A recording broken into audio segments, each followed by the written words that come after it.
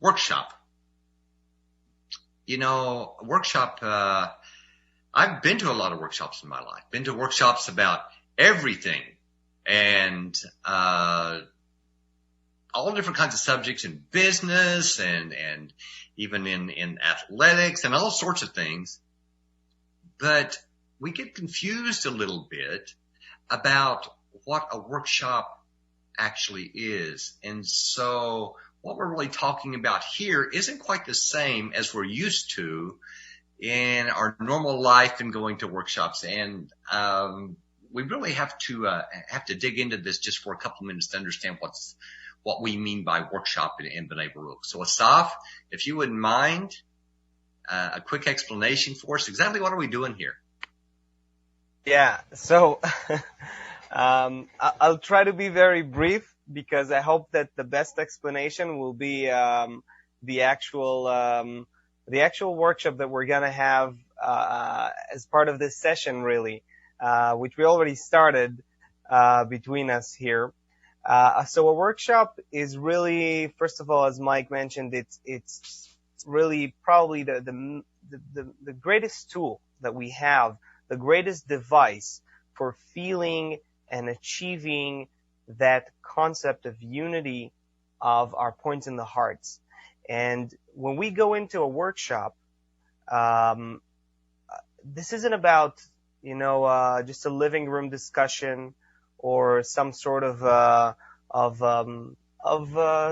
coffee shop talk kind of thing, because what we're trying to do is not speak through words.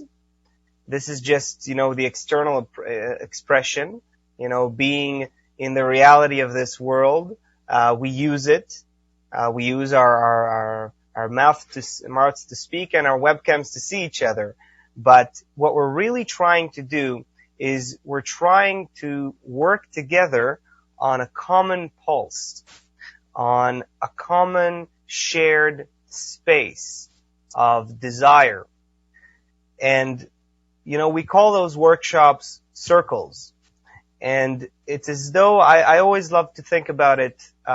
Sometime Rav Lightman calls it the center of the circle, feeling the center of the circle. What we're trying to do through discussing together is really coming out of ourselves. Everyone is trying to sort of go into the center of the circle, and that center means that we're trying to feel together our common desire, what is common to all of us and yet doesn't belong to any of us individually, what is shared between us and yet can't be felt when we're all focused on ourselves. And when we start doing that, you kind of lose focus even of who's saying what, where does my words start and the friend's words end, or the other way around, because the circle becomes this one thing that expresses its desire for unity, for achieving the quality of the soul, the Creator,